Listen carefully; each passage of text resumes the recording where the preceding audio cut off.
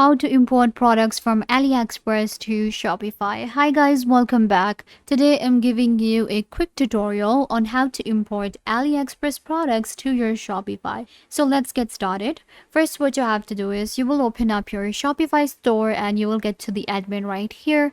And now we have to add a sales channel. So for that, you will just go to the apps right here, and then we can just open up apps and sales settings, or open up our Shopify app store directly. So here, what I'm going to do is I'm going to search for AliExpress. So you can see we have AliExpress reviews and others, but this is the one that we want, DSers. So DSers is AliExpress drop shipping. So this is the one that you have to add. Once here, click on add app. And it will take you to dsers.com, and you have to log in if you have an account. If you do not have an account, you can create one with your email address. I'm just going to log in here, and it will open up my dsers for me. Now I can search for any kind of AliExpress product from here and then add it to my Shopify. So we have added dsers to our Shopify now as a sales channel. And I can just open it up and you can see it says find supplies, and I can now